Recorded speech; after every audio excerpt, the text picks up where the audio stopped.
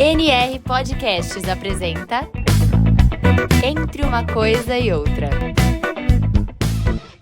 Boa noite, estamos ao vivo para o primeiro episódio do nosso novo podcast e a gente não podia estrear de maneira melhor o nosso podcast Entre uma Coisa e Outra. Aqui, ó, super bonitinho, os cards feitos pela Bruna.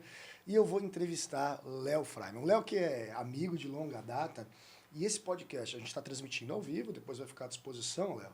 Mas eu quero te dar boa noite, quero agradecer muito a sua presença e dizer que é uma honra estar com você para a gente inaugurar o nosso podcast em véspera de temporada de férias. Só quero dizer que eu estou além de honrado também, estou muito grato da oportunidade de estar aqui, porque o NR é muito maior até do que nós dois, né? Desde que eu era menino, já era uma instituição importante, relevante no cenário brasileiro. Era um lugar desejado, querido, amado, e tenho certeza que por muitas décadas ainda vai ter. E é uma oportunidade, né, de a gente trazer insights bacanas, né, para as famílias, para os educadores, para as escolas, para os garotos e garotas que vão. Então, estou muito feliz de estar aqui. Léo, obrigado. E assim, eu elaborei um monte de perguntas em cima, inclusive, de coisas que eu recebi de pais e de mães. Né? Acho que desde que a gente fez esse mesmo movimento um ano atrás, né? Nossa. Na véspera, e foi assim, né? Parece muito que louco. foi ontem. Muitos pais e muitas mães com muitas questões, inclusive porque muita coisa aconteceu, né? Passou. Parece que foi assim, mas nesse ano muita coisa aconteceu. E também que tu tem uma coisa que é legal trazer já como uma reflexão, que é assim, até 20, 30 anos atrás, existia um modelo muito claro dentro, fora, masculino, feminino, família, né, mundo privado muito público, verdadeiro, falso. E, de certa forma, isso tudo ficou meio blur. Né? Hoje em dia, uma mãe, um pai, tem tantas informações, tanta gente dizendo coisas contraditórias. Para quase qualquer tema que você imaginar, vai ter alguém, uma associação, uma autoridade, sei lá. O filho tem que dormir com a mãe na cama. Não pode botar o filho para dormir. É bom pôr cachorro para dormir com a criança. Não deixe seu filho dormir com o cão. Então, assim, é muito mais difícil para um pai e para uma mãe educar hoje. Primeiro, por essa questão desse estado gasoso de verdades e referências. Não é nem mais líquido, como o Zygmunt Bauman falava. A gente está no mundo gasoso. Tudo é muito rápido, aparece e desaparece, como uma fumaça. Também a gente tem hoje guerras de narrativas, de pseudo-especialistas. Pouca gente para olhar do ponto de vista científico, acadêmico, o que é verdadeiramente bom para o desenvolvimento de um filho, que é o nosso intuito aqui. Trazer um pouco de conhecimento que tenha solidez, que ajude pai e mãe a nortear o seu dia a dia familiar e entender sobre o que é educar. E um terceiro fenômeno, está todo mundo muito cansado, até pelo uso insano de telas. Sabe que outro dia me deu um insight, que você já parou para pensar como você se sente quando você está lendo alguma coisa e alguém te interrompe? Você está lendo um texto lá, importantíssimo, alguém te interrompe, como é que você se sente? Frustrado, né? Só frustrado, tristinho ou o que mais? Talvez um pouco mais nervoso, Isso. né? Porque eu vou ter que recomeçar uma linha de raciocínio. Então, você está lendo um texto, alguém te interrompe, não é que você volta daqui. Então, tem uma frustração, uma irritação. Com essa cultura do multitarefa, a gente fazendo mil coisas. Então, você está falando com alguém, entra para fazer uma compra, daí faz um Pix, daí você tem que mandar um não sei o quê, aí teu filho pergunta um negócio, aí você tem que resolver um negócio de trabalho, aí o pessoal do beach tênis quer saber alguma coisa, tua esposa manda uma mensagem, aí teu chefe cobra uma coisa, aí o cliente quer resposta. Essa alternância insana de informações e focos cansa, frustra, irrita e deixa todo mundo insatisfeito. E daí então vou mimar meu filho porque eu não quero ter trabalho, é um pulo e aí vira um barril de pólvora que a gente precisa desconstruir. Pronto, falei. E eu acho que é por aí que a gente vai começar. Eu organizei as perguntas, porque senão a gente não acaba nunca o podcast, porque nós dois... A gente dessas 4h30, a gente vai dar conta de tudo. Nós dois juntos, a gente sabe que vai longe. Mas tem uma coisa muito legal que aconteceu recentemente, que foi tirar o celular das escolas. Né? Acho que foi uma vitória da educação. Isso vi de uma maneira mais regulamentada. Mas o Jonathan Haidt, que teve recentemente no Brasil, ele falou, tirar o celular da escola é uma vitória, mas e fora da escola? Né? Então, a gente vai chegar agora num período de férias escolares.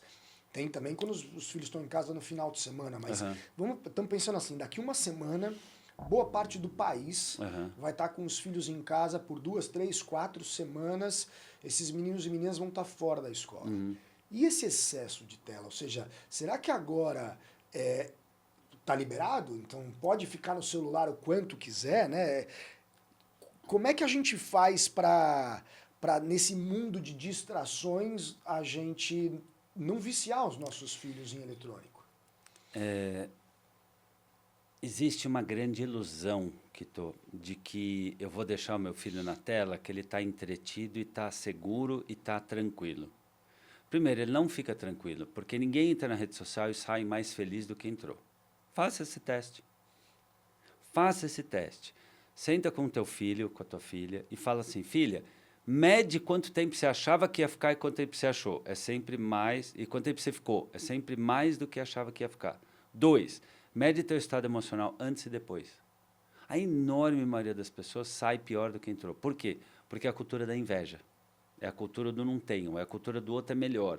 Porque todo mundo posta o tempo todo as coisas lindas, perfeitas, maravilhosas. O dia que você está passeando de barco, o dia que a família está unida jantando, o momento que o casal está se amando. Então, muitas redes sociais propagam essa inveja. 2, tem uma ilusão de que, mas o meu filho só fica quieto se ele ficar na tela. Ele não está quieto, ele está numa tempestade neurótica dentro da cabeça dele, se comparando, consumindo conteúdos horríveis. Porque, Kito, o conteúdo das redes sociais, via de regra, isso é pesquisa do Michel Demourget, ele fala no livro A Fábrica de Cretinos Digitais, só 3% do consumo de redes sociais e telas é para fins educacionais / criativos. A enorme maioria é besterol, é entretenimento de baixo nível, são conteúdos horrorosos, inclusive canais que, teoricamente, são infantis. Então, é uma ilusão de muito pai e muita mãe que o filho está seguro nas redes sociais, ou games e que tal. Se você olhar, muitos dos caras que estão lá ensinando o filho a jogar, o que eles estão falando, o como eles estão falando, as temáticas que eles abordam, você ia ficar, assim, abismado. Então, esta ideia de que meu filho vai estar bem é mentirosa, porque, via de regra, isso está aumentando ansiedade, depressão, frustração, solidão e rebaixando a inteligência emocional do filho. E aí isso se coaduna com uma ideia de que, se eu não fizer isso, meu filho não vai estar feliz. Se não fizer isso, meu filho não fica quieto. A gente precisa desconstruir isso, porque a criança, veja, o ser humano, não sei se você sabe disso, o ser humano não aguenta 20 minutos de tédio. 20, não aguenta. Faz esse teste, o ser humano não aguenta. Quando a gente está, 20 minutos sem fazer nada, a gente inventa alguma coisa para fazer.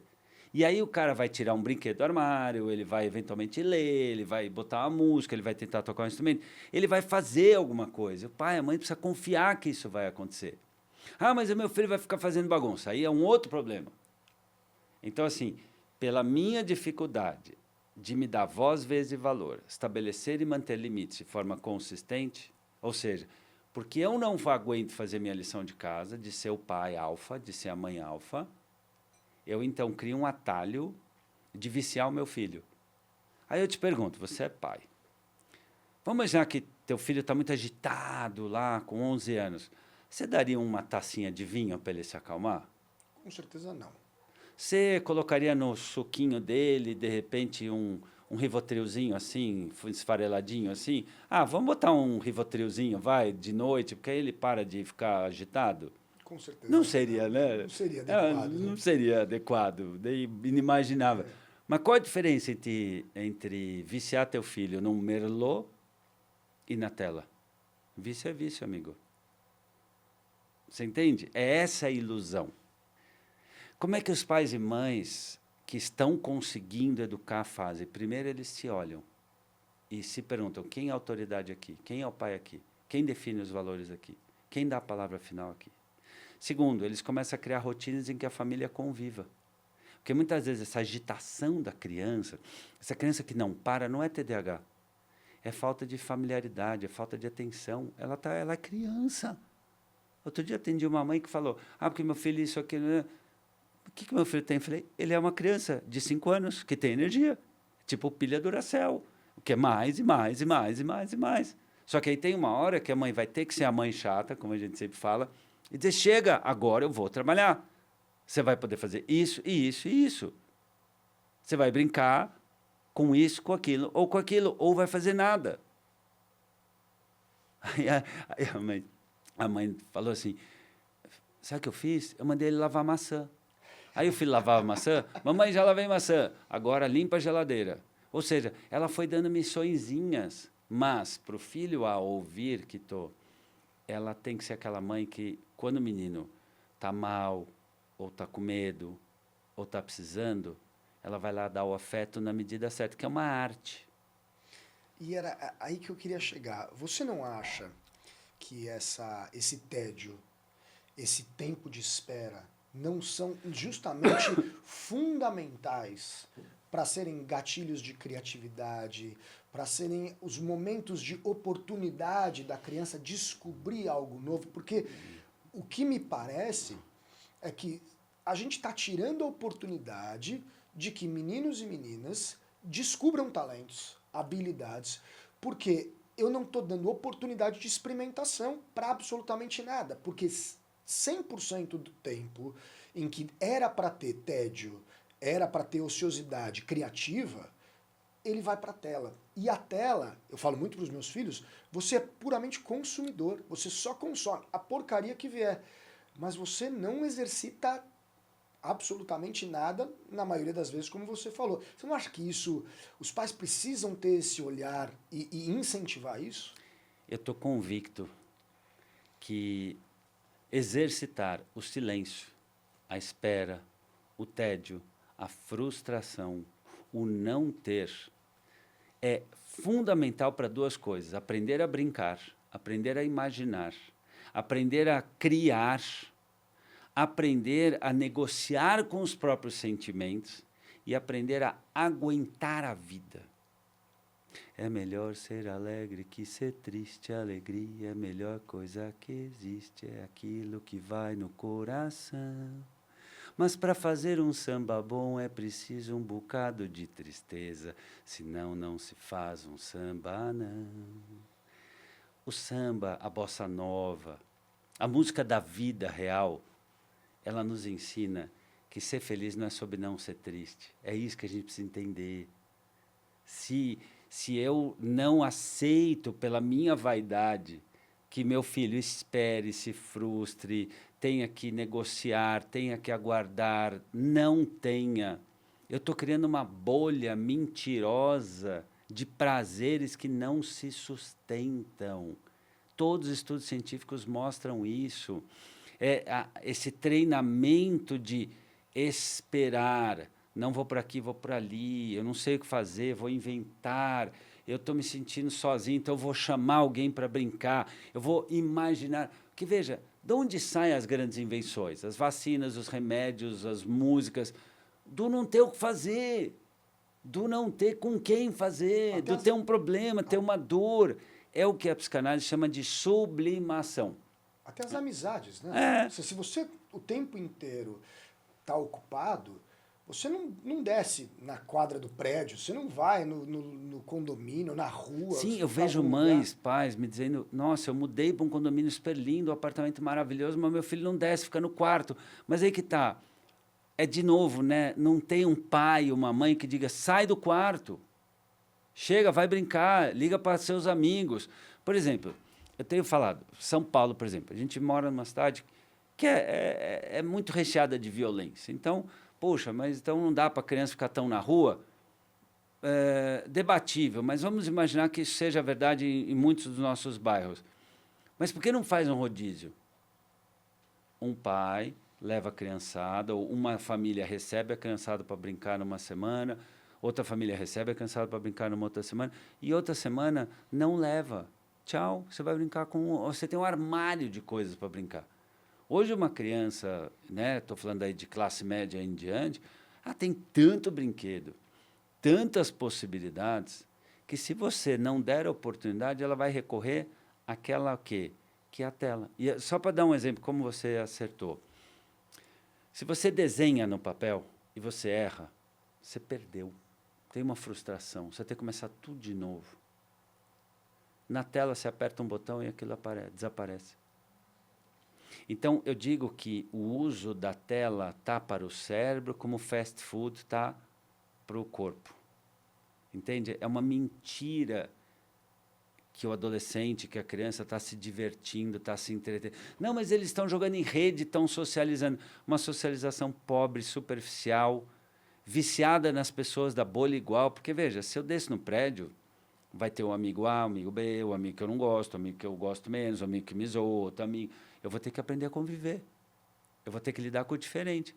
Você escolhe todos os seus clientes, você escolhe todos os seus fornecedores, você escolhe tua mulher pensando, deixa eu conhecer sua mãe, eu vou ver se ela vai dar uma boa sogra. Você entra numa empresa, falando, deixa eu ver se o presidente é legal, e se o diretor é um cara parça, deixa eu ver se o cara que vai sentar do meu lado é legal. Quito, a maioria das pessoas importantes da nossa vida a gente não escolhe. Então, esse destreino de habilidades sociais, de aguardar, de esperar, de conviver, vai fazendo com que a inteligência emocional vá se rebaixando. Aí eu te pergunto, uma pessoa que não sabe conviver consigo ou com o outro, que chance essa pessoa vai ter num mundo que está chegando a inteligência artificial e resolvendo muitas das coisas que antigamente só o humano fazia? Hoje, se eu quero, vamos fazer um roteiro para uma live sobre esse nosso tema, o ChatGPT já vai te dar um monte de dicas legais.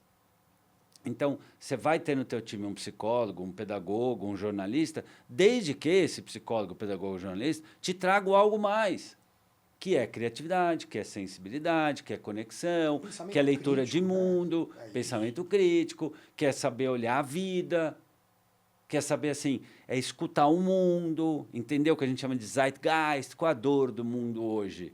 Então, uma pessoa que convive demais na tela, ela perde tudo isso. Veja, uma criança hoje, ela vai para a escola, muitas vezes não tomou café, não tomou banho, não penteou o cabelo, não conviveu, aí vai para a tela, já pega no celular, e ela chega na escola com o seu estoque de dopamina praticamente destruído. Todo mundo já ouviu falar de dopamina, né? O neurotransmissor da felicidade e tal.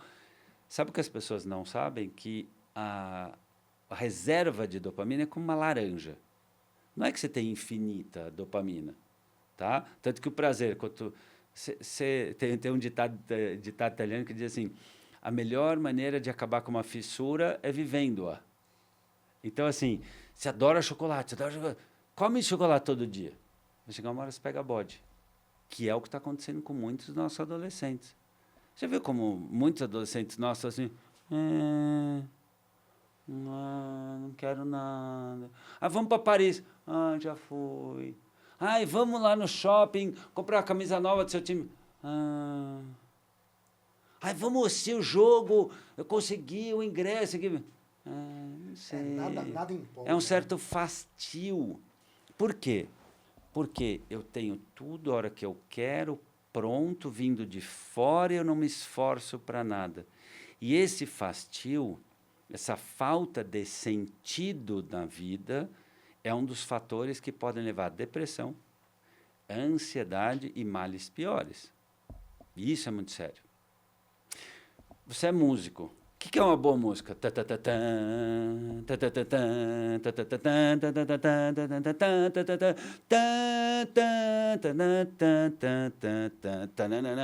Uma música boa, ela tem tons alternados. Dinâmica, né? O que é a monotonia? É a previsibilidade absoluta. Então, esse pai e essa mãe, que em nome de cansaço, ou falta de informação, ou falta de autoconhecimento, ou de coragem, enfim, seja lá pelo motivo que for, que cria uma vida monótona, ou seja, mesmo que eu estou dando prazer, eu estou dando a mesma fonte de prazer, não tem espera, está criando uma vida monótona para o cérebro da criança, do adolescente. E vem daí muito da depressão, da irritabilidade, do consumismo, do falso narcisismo.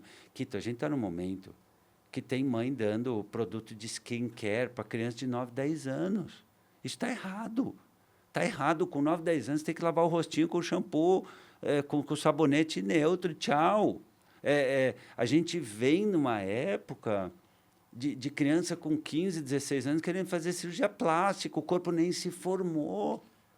É sobre isso que a gente está falando. Aí olha que curioso, né? Porque daqui na minha próxima pergunta, então, de um lado, a gente vê em vários casos pais e mães que não tem medo de deixar o filho no celular, não tem medo de queimar a largada do filho em uma série de questões, né? Ou seja, são muito destemidos. Né? No mundo digital. Isso. E aí, a gente recebe perguntas aqui, junto com a gente está minha irmã que cuida das temporadas de férias do NR, e eu estava conversando com ela, essa semana, até te contei já essa semana passada, me perguntam assim, eu gostaria de saber como que a lama do Rally na Lama é higienizada. Por um momento, a gente parou e a gente pensou, não entendi direito a pergunta, né? Tem uma atividade que eles pulam na lama, e tem uma lama, a gente cuida da lama para não ter pedrinha, para ninguém machucar, para não ficar fedida, tal, para trocar de vez em quando, mas nunca tinha recebido a pergunta, como que a lama do Rally na Lama é higienizada? Ou uma outra que tem aparecido muito, eu vou mandar meu filho para o NR, como é que é a rotina? A gente explica a rotina e fala, mas ele é obrigado a participar? Aí me pergunto, se está num horário de arrumação do quarto, ele não vai participar? Então, como que a gente constrói autonomia para a criança, só que ao mesmo tempo a criança ela é soberana nas suas vontades e o pai, que não tem nenhum medo no digital, ele quer proteger como se enrolar em plástico bolha? Não é. Vamos falar real. Isso é vaidade. A verdade é que isso é vaidade do pai ou da mãe. Eu quero ter o filho perfeito, que me ame incondicionalmente e que não me dê trabalho. Então, para isso, eu crio um atalho de agradar o menino e proteger o menino de tudo e de todos. E se precisar dar carteirada no professor, se precisar xingar o diretor, se precisar humilhar o zelador, se precisar dar soco na cara da babá, eu faço. Então, esse é um pensamento errado, míope, inadequado e insalubre.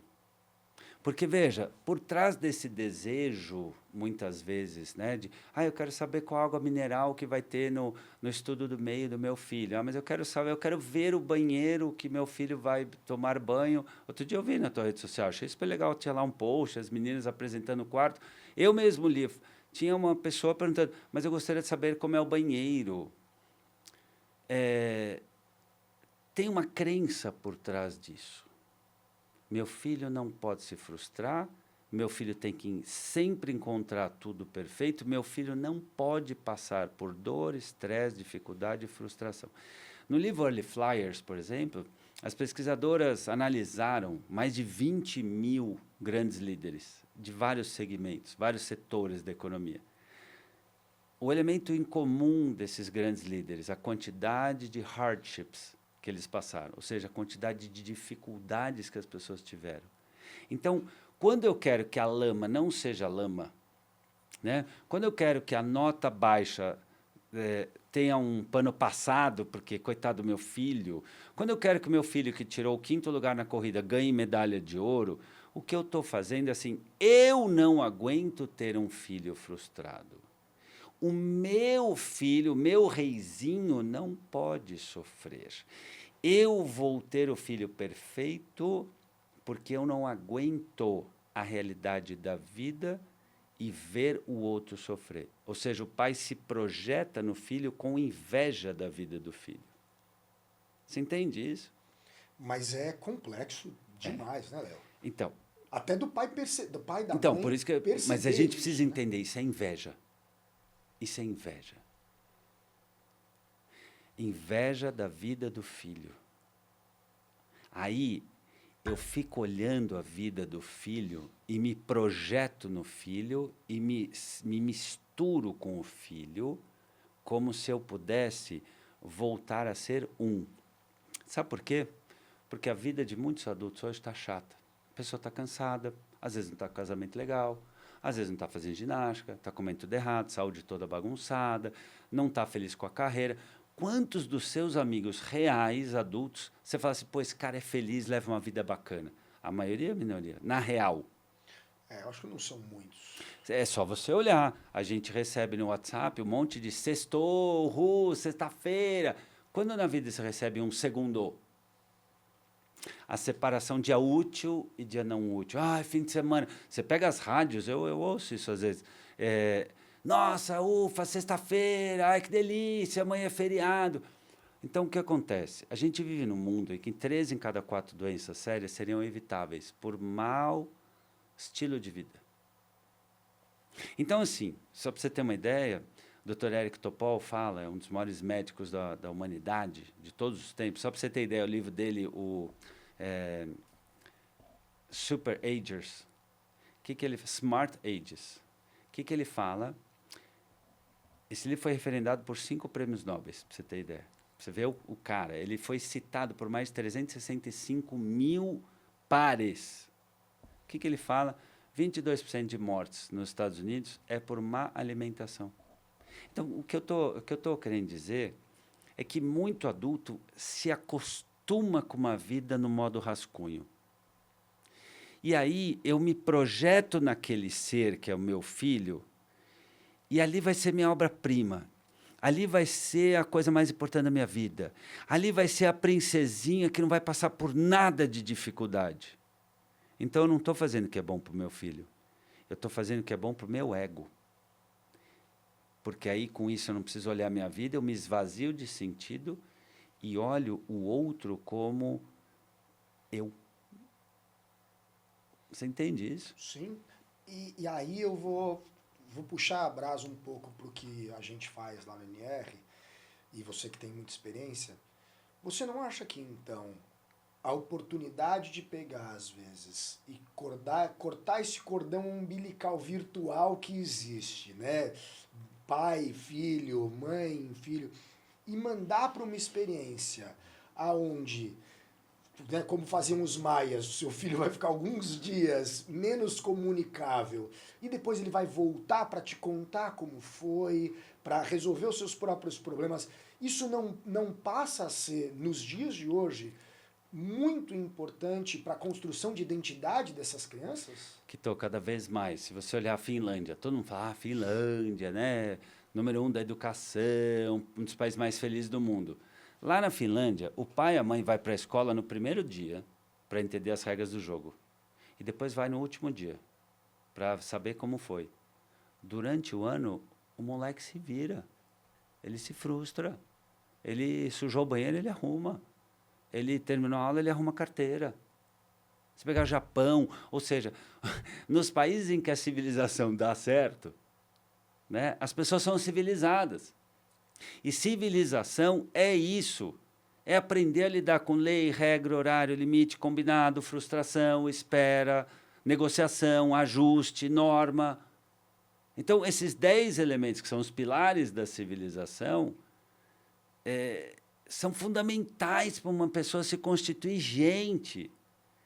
Então, o que uma pessoa vive nos períodos que ela está, por exemplo, com vocês, é o exercício disso.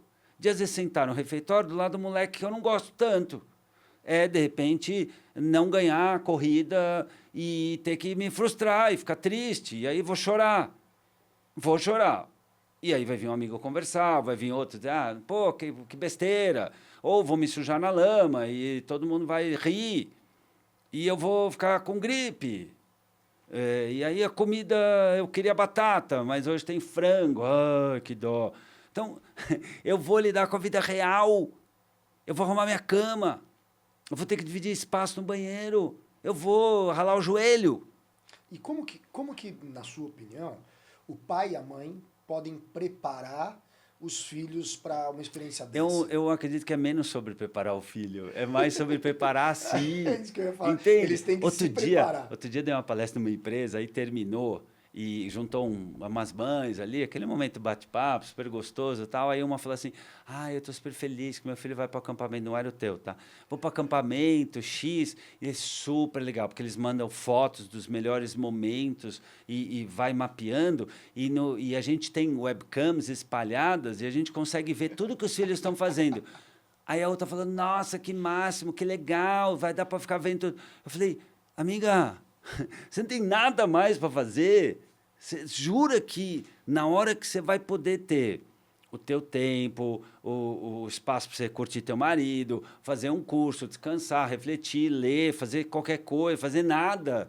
Você vai ficar olhando ali, cena do teu filho o tempo inteiro. Essa obsessão, volto a dizer, esse esvaziamento de si, ele, na verdade, é um drible ao vazio de sentido que muitos estão sentindo hoje.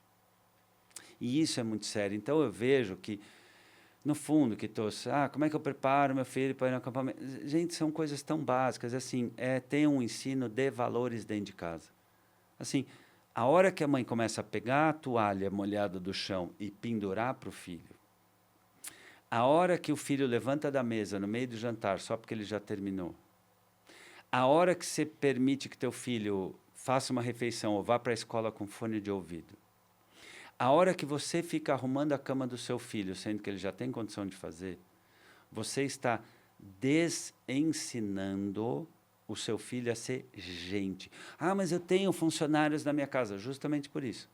Porque muitas vezes o empresário, o profissional liberal, enfim, que hoje tem condição de proporcionar uma vida, né, confortável para o filho, esquece que muitas vezes o motor propulsor, né, de um empreendedorismo, de uma carreira que a pessoa lutou para se dedicar, para entrar num concurso público, ou seja, ela teve sucesso porque ela teve um pai ou uma mãe que fez com que ela esperasse, se frustrasse, entendesse o lugar do mundo, ensinasse os 10 pilares da civilização, lei, regra, horário combinado e tudo mais.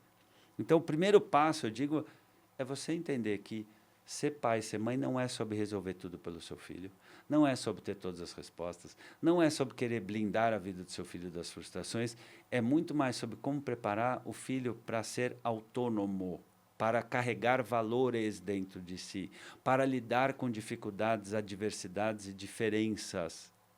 É sobre ensinar o filho a olhar menos para o próprio umbigo. Felicidade, Kito, é colhida nos lábios do outro. Então, é esse ensinamento de, assim, você foi no café, você pediu um café, você olhou para o moço, oi, Matheus, boa tarde. Oi, Maria Lúcia, muito obrigado. Kito, aqueles ensinamentos básicos, por favor, com licença, obrigado, desculpe, por favor, eles estão desaparecendo do mapa. Você entende? Outro dia eu fui visitar uma amiga, aí tinha uma criança tocando louco no hall lá, com mais 2 crianças chutando bola, não sei o quê. Veio o zelador falar com a mãe, com a criança, olha, não pode. Nessa hora chegou uma mãe. Você não fale com meu filho! Eu vou acabar com a sua raça, que é um termo que só existe no Brasil, esse termo. Né? Nos Estados Unidos não tem I will end with your race, né? Porque, né? Só tem no Brasil essa coisa. Isso é tradição da era colonial.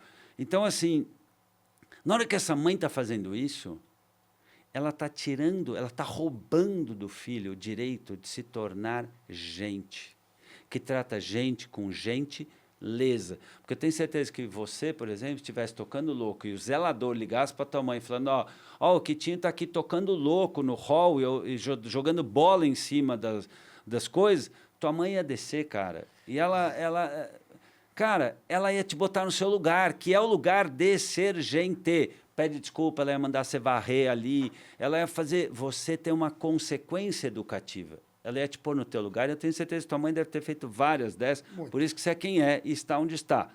E se você olhar, é o que eu falo, toda pessoa de sucesso teve uma mãe chata.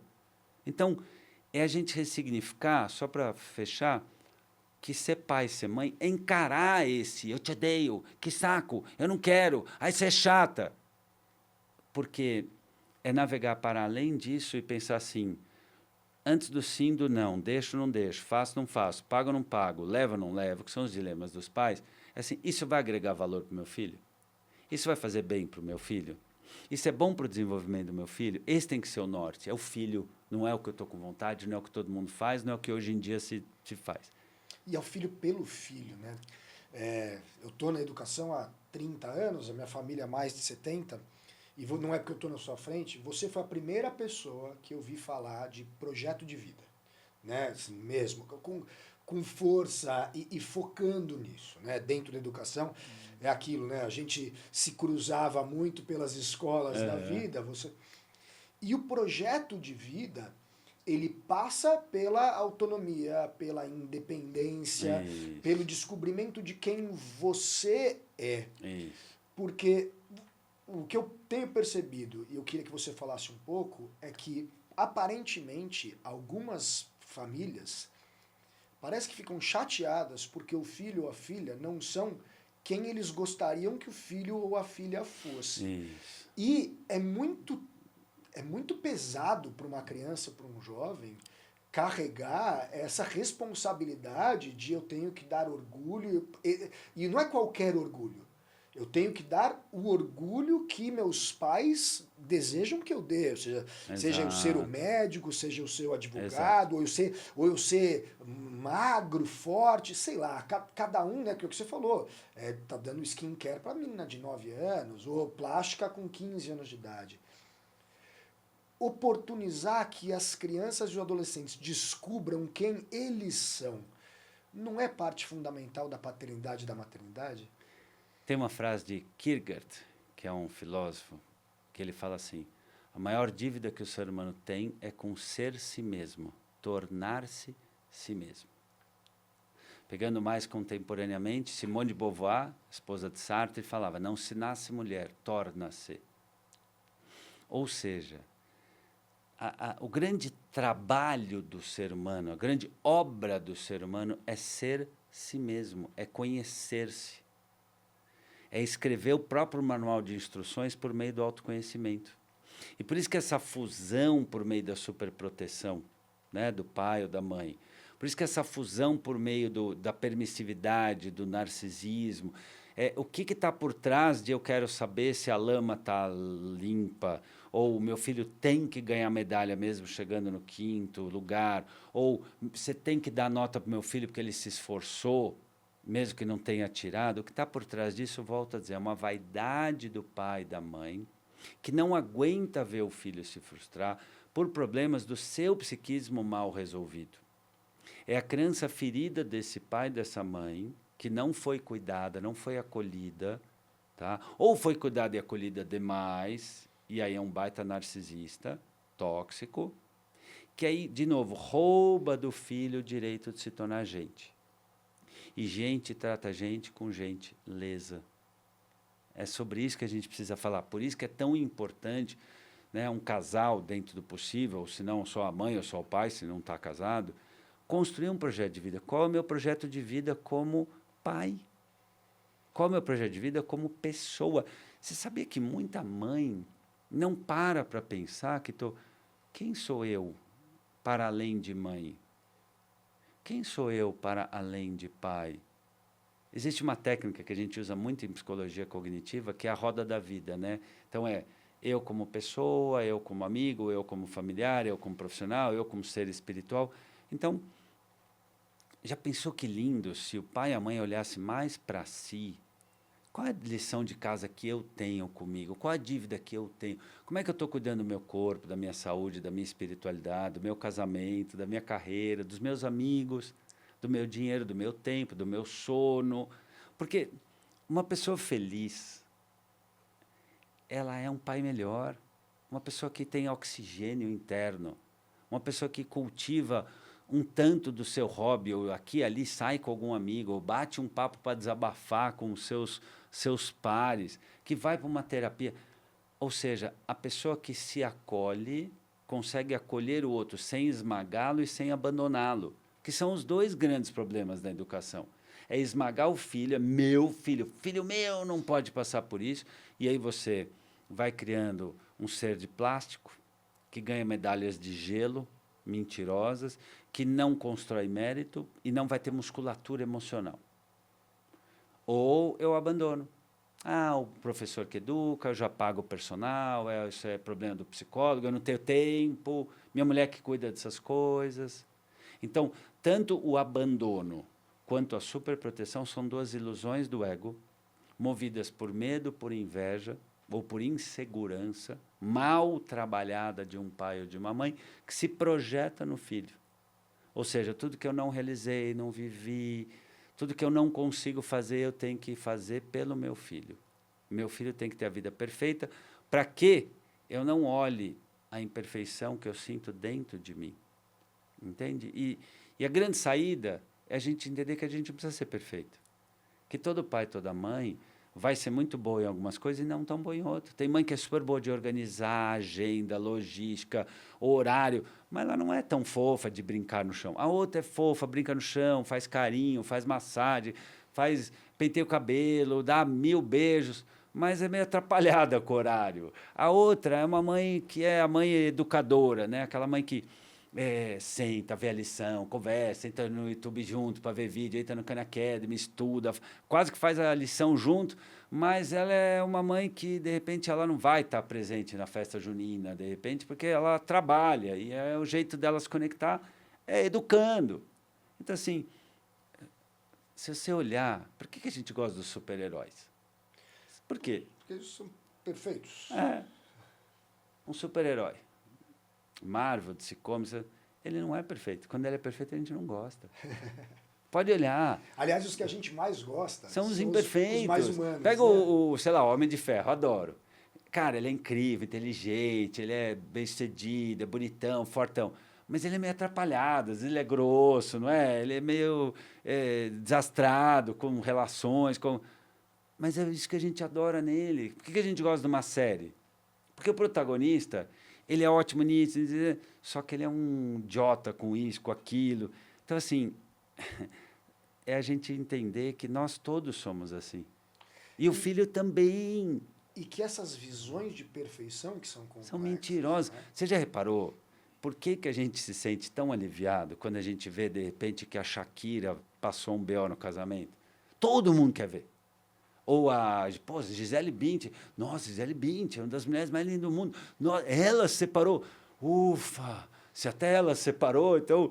Né? Então, assim, por que a gente quer ver a vida dos outros? Por que todo mundo fofoca? Sabia que todo mundo fofoca? Eu tenho certeza. Todo mundo fofoca. Só que você tem o fofoqueiro passivo ou ativo. O ativo é aquele que sempre tem uma história. Chega na empresa, preciso te contar isso. Você ficou sabendo isso aqui. Gente, olha esse bafão. E você tem o passivo, que é assim, nossa, sério? Mas quem te falou? Jura? Nossa, mas você está fofocando, mas já que falou, agora começou, termina. Então, assim, por que a gente fofoca? Por que a gente vai na rede social? Por que a gente quer ficar sabendo da vida dos outros? Para se comparar. Por quê? Porque eu preciso saber se a minha vida está boa, se eu estou rico, se eu estou pobre, se eu estou inteligente, se eu estou baixo, se eu estou alto, se eu estou bonito, se eu estou feio. E eu sei disso me comparando com os outros. Mas isso é uma ilusão. Na verdade, se a gente quer ser feliz de verdade, sabe com quem a gente tem que se comparar? Com a gente mesmo ontem. Ou seja, esse ano eu estou um filho melhor, eu estou um profissional melhor, eu estou uma pessoa mais consistente com o meu projeto de vida, e aí, de novo, a gente cai na importância do projeto de vida. Que o projeto de vida ele pode ser entendido pela semântica de um projeto, ou seja, eu escrevo de fato, que é uma coisa que eu sugiro muito que os pais façam. Qual a minha missão como pai? Quais são os meus valores essenciais? Como eu vou colocar meus valores em prática? É um texto. E no mundo ideal, conversa com a pessoa com quem você convive e fala assim, no que a gente concorda e no que a gente pensa diferente que dá para a gente acomodar. Porque é difícil para a criança se o pai fala A e a mãe fala B. Ou se a mãe fala A e a outra mãe fala B. É complicado. Alguma coerência é importante entre os que educam. O projeto de vida também pode ser entendido como a energia que a gente projeta. Já reparou como tem gente que é gostosa estar junto? Que a gente quer estar perto, que a gente sente bem. A pessoa tem uma energia o quê? Doadora. Os estudos de carisma mostram, olha que interessante. Tem até um livro muito bacana do Brian Tracy, que é O Poder do Charme. E ele fala algo muito na linha que o Robert Greene, pesquisador de Harvard, fala no livro As 48 Leis do Poder. E que ele escreveu também As Leis da Sedução. Um historiador incrível. E ele fala que uma das coisas mais carismáticas que tem é a pessoa olhar o outro. É aquela pessoa que fala, pô, legal essa jaqueta, é diferente, de onde é? E é mesmo, tá? Mas então ela olha algo real. Pô, teu cabelo cresceu. Pô, e aí, como é que tá aquilo? Ela se interessa pelo outro. E isso a gente não tem quando olha demais na tela. E sabe qual é uma das segunda coisa mais carismática? É a pessoa que é ela mesmo. É a pessoa que é ela. Ela é atrapalhada? Ela é atrapalhada. Ela se veste mal? Tá bom, mas é o jeito que ela... E acabou. Às vezes até causa uma inveja, né? Você fala, cara, como eu queria ter essa autoconfiança. Né? Exato. Não tem gente que você fala assim, nossa, esse cara se veste mal. Todo mundo já falou, mas ele fala, é assim que eu gosto. E acabou. E, de repente, ele é até mais charmoso por se vestir mal.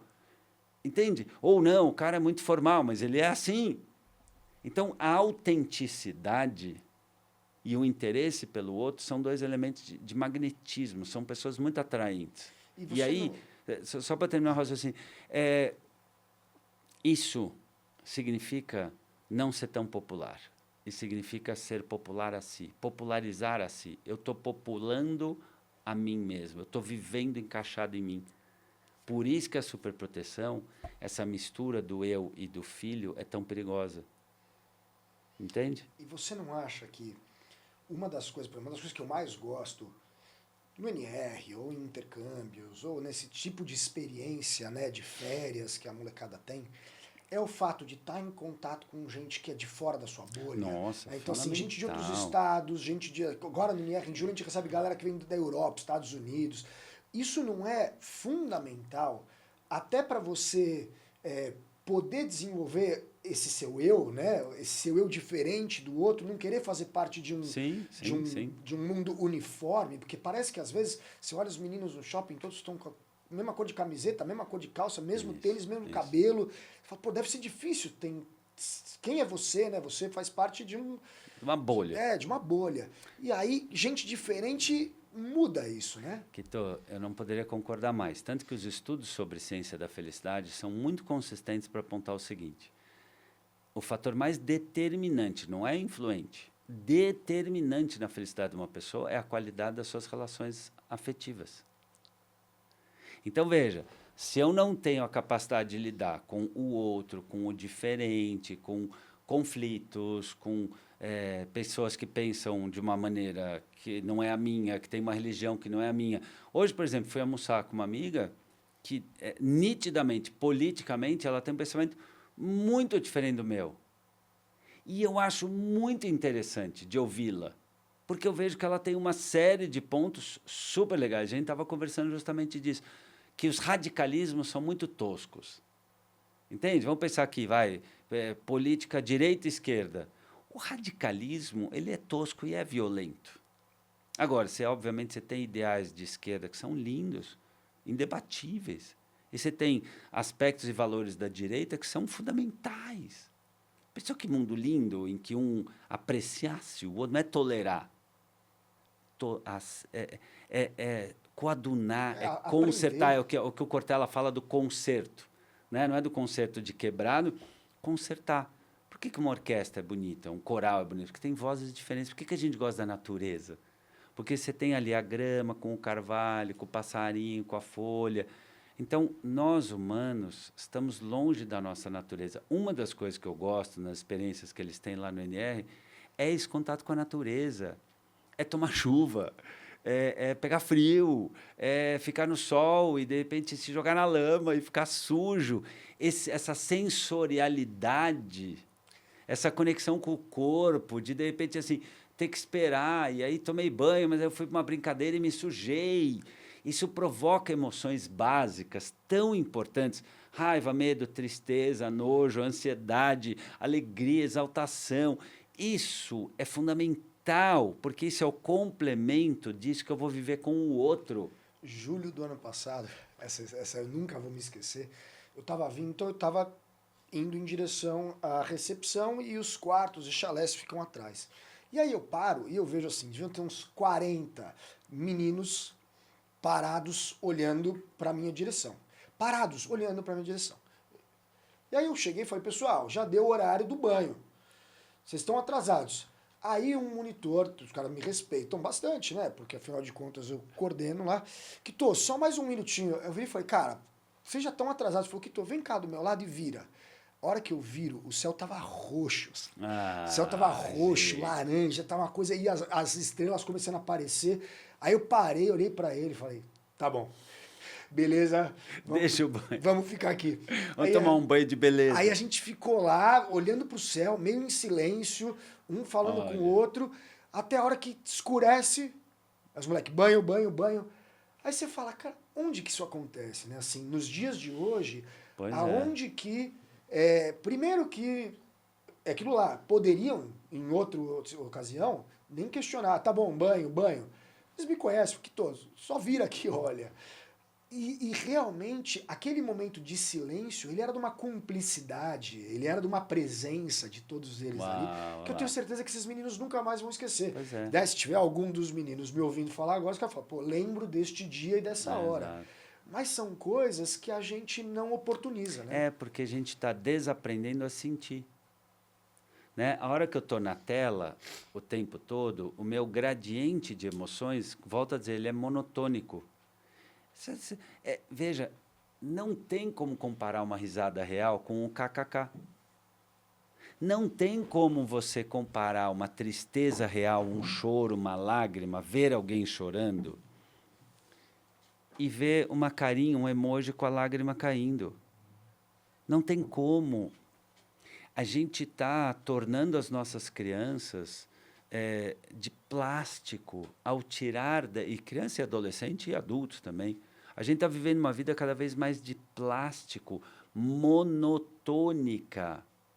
Porque quem é que brinca hoje? Quem é que cria espaço para o sentir hoje? É muito raro o número de adultos. Tem um livro da Catherine Price, uma jornalista científica norte-americana premiadíssima, que escreveu, inclusive, um livro que chama Celular, Como Dar um Tempo. Um livro sensacional. Ela dá dicas muito práticas para um uso mais inteligente das telas. Celular, Como Dar um Tempo. E ela escreveu recentemente Play, um livro sobre a importância do brincar, do estar presente, do sorrir, do se divertir. Eu me divirto no tênis, por exemplo. O tênis, para mim, é um momento... Quem me segue na rede social já até me associa. Eu vou dar palestra e aí, o tênis aqui.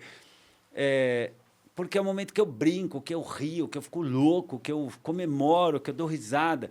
Eu me divirto, quando eu tomo meu cafezinho, eu gosto. Que o pessoal que vem em casa sabe, eu troco a xícara, eu tenho lá os bonequinhos do Snoopy, não sei o quê. Eu me divirto a hora que eu leio um livro, eu me divirto toda oportunidade que eu posso. E isso que é uma coisa muito importante, que num acampamento é natural, porque à noite o moleque foi dormir, só que, de repente, está lá o silêncio e um solta, aí outro ri, aí outro brinca. Essas aprontadas, essas coisas de assim, todo mundo já comeu, mas eu levei uma banana escondido. E essas movimentações do, pô, me apaixonei por aquela menina, pô, mas como é que eu vou falar? Isso tudo.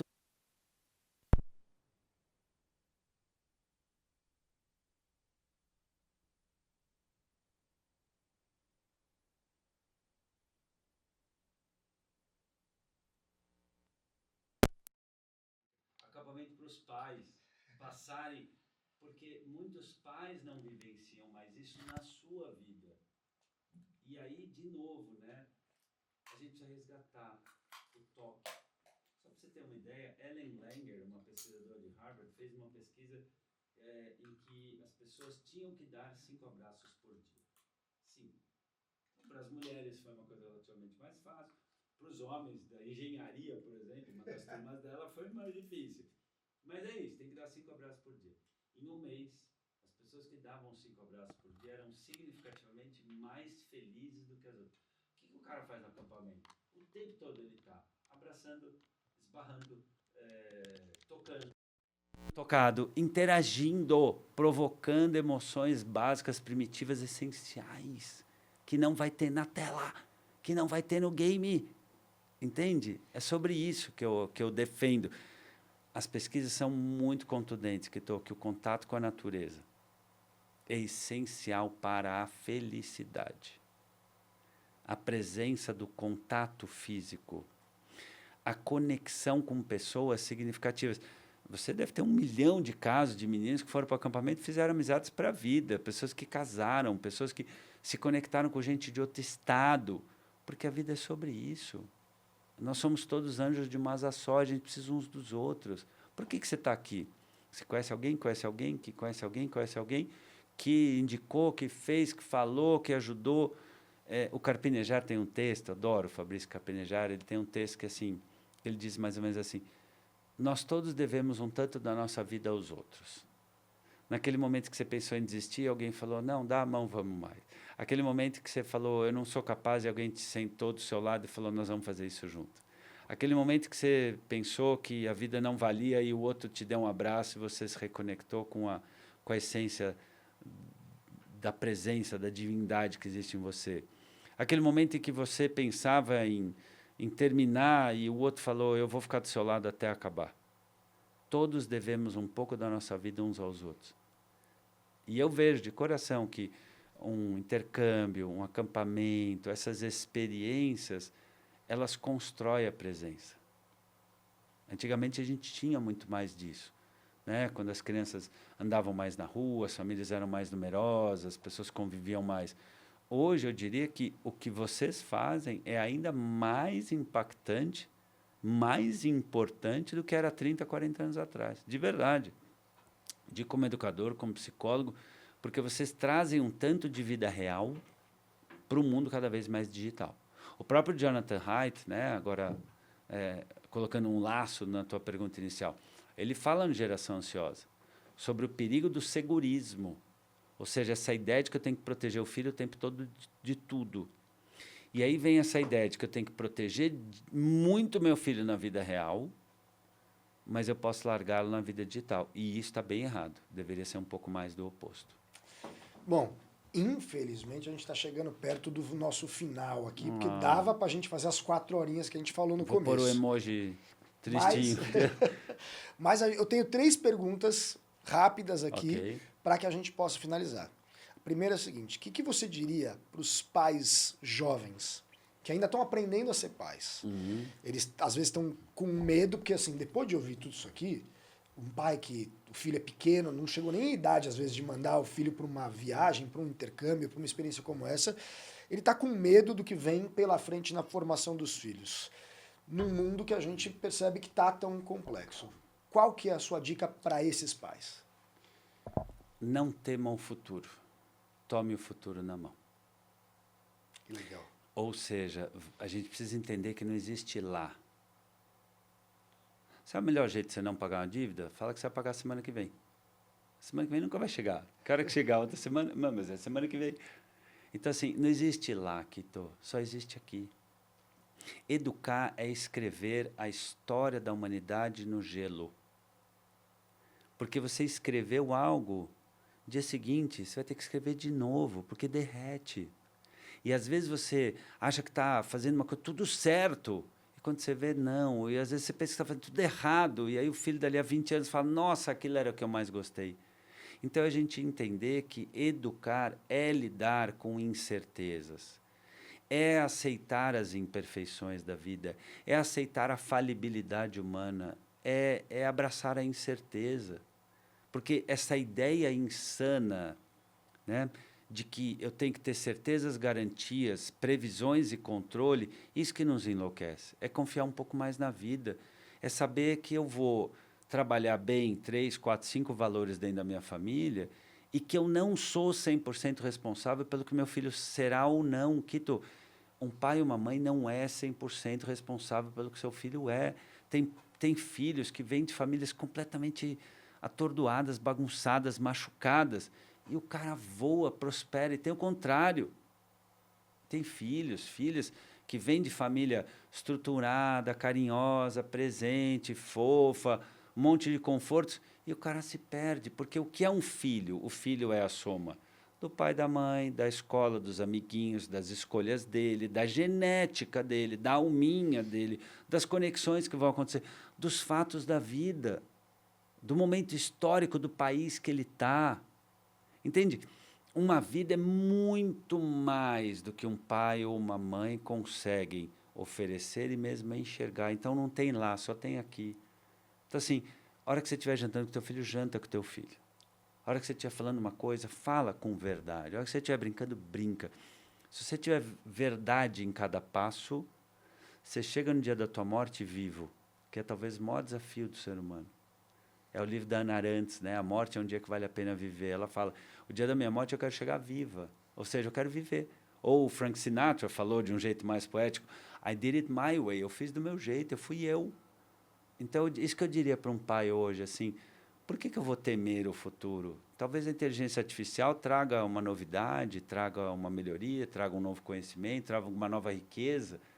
Há 50 anos atrás, jamais a gente imaginaria o empoderamento feminino, equidade de gênero, racial, a gente jamais imaginaria vacinas, nanotecnologia, dessalinização do mar, viagens para outros países em horas. A humanidade melhorou em uma série de aspectos. Então, resumindo, vamos parar com esse pessimismo de carteirinha que só fica olhando que o mundo é ruim, porque tem gente ganhando muito com o nosso medo, nos vendendo soluções para problemas que a gente não tem. Então, para além do pessimismo e do otimismo, eu gosto do otimismo realista, ou seja, eu vou viver o real e eu vou sempre me perguntar o que de melhor eu faço com isso. Isso é muito libertador. Muito legal. Sem certezas e garantias, que é o fato da vida. Não tem lá, só tem aqui. Veja, a gente está aqui conversando há 1 hora e tanto, o que deu para falar deu, o que não deu foi, e essa é a vida. Agora, eu dei o meu melhor, eu acho que você também. E o que deu para a gente construir, cara, foi muito legal estar aqui. Eu não senti o tempo passar, quando você falou. Então, a vida é sobre isso, sobre estar presente, estar vivo de verdade. Para mim, é sobre isso que eu diria para esses pais mais novos. Dá uma baita dica. Segunda pergunta. Imagina que tem um jovem ouvindo a gente. Eu sei que tem um monte de amiga minha que falou, Kito, eu vou assistir a live com o meu filho, com a minha filha, porque eu gosto quando vocês conversam, né? Já é o nosso 3º papo, então a gente já, ao longo dos últimos anos, vem conversando. E esse pré-adolescente, adolescente, ele tem as incertezas dele, ele tem insegurança, ele acha que não se encaixa, que não tem valor. Que recado que você dá para esse jovem? Se você está vivo é porque aos olhos de Deus você tem algo a contribuir. Faça da sua vida algo que agregue valor ao mundo. Diga mais bom dia, boa tarde, por favor, com licença, obrigado, como posso ajudar?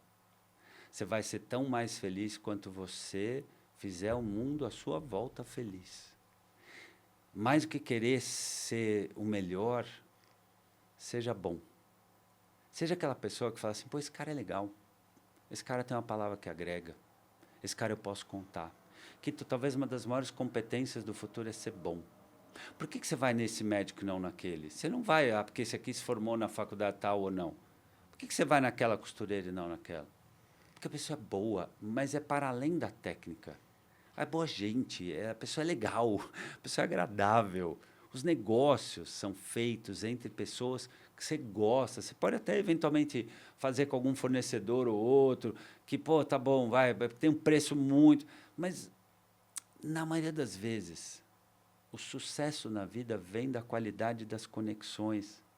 Então, o que eu diria para esse jovem é, seja um bom amigo, cara. Seja um cara boa praça, não se leva tão a sério. Constrói dentro de você espaço para rir de si, para aprender. A vida é cheia de dúvidas, de dilemas, de escolhas. A gente não precisa já ter a vida decidida aos 16, 17.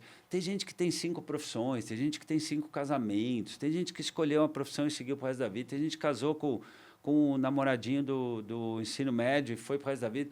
Tem gente que tem filho, tem gente que não tem filho, tem gente que tem 3 carreiras paralelas. Tem tantos jeitos da gente viver, e o que angustia muito um adolescente, um jovem, eu tenho que ter um plano claro, certo, onde eu vou chegar, como é que eu vou ter garantias. Se a gente abraçar o fato de que não há garantias, não há certezas, meio como Raul Seixas fala, prefiro ser uma metamorfose ambulante do que ter aquela velha opinião formada sobre tudo. O mundo está mudando, com novas tecnologias, inteligência artificial, isso pode ser bom. É se perguntar, como eu posso escolher uma profissão para fazer o bem ao mundo? Porque se eu quero ser DJ, não é quanto eu vou ganhar. Eu quero ser um DJ porque eu vou ficar louco de ver a pista bombando. Eu quero ser cozinheiro não porque é chique, mas porque para mim alimentar pessoas, para mim tocar no alimento, para mim encantar uma festa é o máximo. Então você vê que numa época de umbigolatria, todo mundo muito olhando seu próprio umbigo, sabe quem vai ser feliz? Quem trouxer algo ao mundo. Sabe, eu digo que assim, né, em terra, tem aquele ditado que diz, em terra de cego quem tem olho é rei, em terra de tela, quem olha no olho é rei. Então, olhar no olho do outro, é perguntar para um amigo, escuta, como é que você está?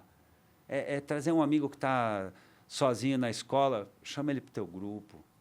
É olhar o outro que tem um corpo estranho, ou é diferente, ou é de uma religião que você não gosta, ou é de uma etnia que você não está habituado. Traz ele para perto. Agrega valor, porque esse é o nosso maior patrimônio, as pessoas que a gente leva no coração. Eu tenho amigos judeus, eu tenho amigos árabes, eu tenho amigos nordestinos, olha, essa é uma das coisas que eu mais me congratulo. Eu tenho amigos de todas as idades, classes sociais, e isso é de uma riqueza, porque todo mundo tem algo para te ensinar, cara. E isso talvez é uma das minhas maiores riquezas, e as pessoas que eu conheço, banqueiros, professores, médicos, músicos, que são pessoas felizes e bem-sucedidas, elas têm isso, essa curiosidade sobre pessoas, sobre conhecimento, é abrir o coração, abrir a cabeça. Eu quero ter um mundo dentro de mim. Que legal. E a gente já conversou uma vez sobre isso, né? Que talvez a grande skill do futuro, né? A grande habilidade do futuro é ser legal, né? A gente vai querer tanto. A gente quer estar com gente legal. Porque senão eu pego a assistente lá da inteligência artificial. É isso. Né? Por que alguém vai fazer terapia com o Léo Freiman? Pode entrar na inteligência artificial. Como lidar com a minha depressão? Mas por que alguém vem no consultório do Léo Freiman? O Léo Freiman tem que ter algo que a inteligência artificial não tem. É isso. Eu sou arquiteto, eu posso pôr lá como fazer uma casa. Mas por que eu vou fazer isso e não contratar aquele arquiteto? Aquele arquiteto vai ter que criar um clima emocional tão legal para juntos usar. Sair tão bem, né, da conversa que eu vou ter que criar algo que só o ser humano tem, que é o afeto, que é a energia. Já reparou como tem gente que a gente senta do lado em 2 minutos a gente é amigo dessa pessoa e tem gente que a gente senta do lado e a gente fica tenso? Tem um pouco sobre isso. Eu falo muito para meus alunos em palestras, meus pacientes. Se faça essa pergunta, depois que eu passo, que marca fica? Essa é a pergunta, porque existe o termo da pegada ecológica, né, que é o quanto uma pessoa, uma marca impacta o meio ambiente. Mas vamos trazer para o meio ambiente espiritual, social. Também tem gente que é insustentável. E tem gente que é muito ecológica. Então, assim, é isso, porque nós somos seres da natureza. Mas será que eu sou um animal predador, venenoso? Eu sou um dragão de Komodo? Ou eu sou um ser que canta música de vida? Eu sou um ser que encanta com o meu voo. Eu sou um ser que enfeita o mundo com as minhas penas. Eu acho que a gente, às vezes, associa pessoas a animais, né? Quem eu sou? A gente fala, essa pessoa é um gato. Nossa, aquele cara é um cavalo. Nossa, aquela mulher é uma cobra. Eu deixaria essa pergunta para esse adolescente. Quem você é na natureza? Que animal você quer ser? Que animal você quer ser e que você está praticando? Você é venenosa? Né? Ou você é uma gatinha? Você é a gatinha do sofá ou você é uma leoa? Quem você é? Quem você vai ser? Como a gente falou, né, de Kierkegaard, qual a dívida que você tem com si mesmo? Que animal você escolhe ser? Porque o dragão de Komodo, de fato, ele mata todo mundo, mas ele é sozinho. Que legal. E a nossa última pergunta de hoje, Léo, é a seguinte. Eu queria que você contasse um episódio marcante, ou da sua infância, ou da sua adolescência. Uma situação, um lugar, uma pessoa que marcou. Quem que estava com você e por que isso ficou guardado, marcado até hoje? Uau!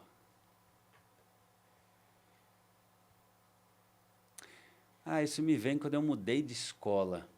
Eu saí do Colégio Renascença e fui para o Colégio Bialik na 4ª para a 5ª série. E eu era um garoto muito inseguro, eu era muito tímido. Eu tinha várias questões emocionais, assim. Eu era meio um bichinho do mato, assim, falando em ser de natureza. Eu era meio, assim, super inseguro. E quando eu mudei de escola, porque minha irmã mudou, meu primo mudou, tipo, tinha que ir, eu fui com muito medo, assim. Eu entrei na outra escola, tipo, ai, meu Deus, e agora? Como é que eu vou fazer? E deu alguns minutos, veio o Celso, que era um menino que às vezes eu via jogando basquete na Hebraica também. E ele veio e falou, pô, reconheci você do basquete, vem cá, vou te apresentar a todo mundo, você é novo aqui. E ele salvou a minha vida. porque ele me apresentou as pessoas, e assim, é meu amigo até hoje, eu tenho a sorte de ter os amigos do Bialik, assim, a gente até hoje são amigos de, sei lá, mais de 40 anos, né? São amigos da vida, e eu nunca vou esquecer esse gesto. O Celso me salvou, e isso me ensinou muita coisa, sabe? Porque me ajudou a entender que a gente não precisa resolver tudo sozinho, que às vezes tem almas boas que vão ali estender uma mão, e que tem muita gente boa no mundo. E isso me norteia muito, sabe? Quando eu vejo alguém que está sozinho ou está triste, eu falo, puxa vida, foi tão bom quando alguém gratuitamente me estendeu a mão, que eu procuro replicar isso, porque aquilo salvou minha vida, assim, foi algo incrível. E tá aqui nessa conversa, por exemplo, para mim é um pouco isso, né? Às vezes, eu sei que às vezes dou uns puxões de orelha à mãe, no pai, mas é com amor. E as pessoas me veem, quando vêm no shopping, no avião, elas falam, pô, Léo, você deu umas puxadas de orelha, mas é bom que a gente acorda, porque para mim é sobre isso, e aí com isso que eu finalizo, é sobre salvar a natureza, salvar a humanidade. Para mim, esse é o grande objetivo de um ser humano, salvar no sentido de salve, valorizar essa coisa incrível que é ser humano, que é capaz de criar foguetes, vacinas, cirurgias à distância, acordos de paz, livros, música. O ser humano é muito incrível. Só que a gente tem dentro de nós luz e sombra. E qual vai prevalecer?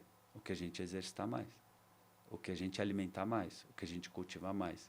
Então, salvar a humanidade, para mim, é salvar no sentido de valorizar, mas também de salvar e trazer mais pessoas para a luz, para a compreensão, para o humor, para o amor, para perto de Deus. Porque é sobre isso. É sobre menos a gente pensar, será que eu acredito em Deus? E mais pensar, será que eu estou dando motivos para Deus acreditar em mim?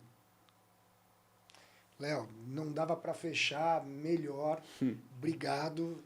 De novo, eu sei que vão ter muitas conversas, porque a nossa proximidade, a nossa amizade nos últimos tempos, ela mostrou tanto de afinidade de coisas que a gente tem em comum. Quero agradecer quem está assistindo a gente ao vivo, quem está assistindo a gravação. Este é o nosso primeiro episódio do nosso podcast Entre Uma Coisa e Outra. Que honra, né? Uau.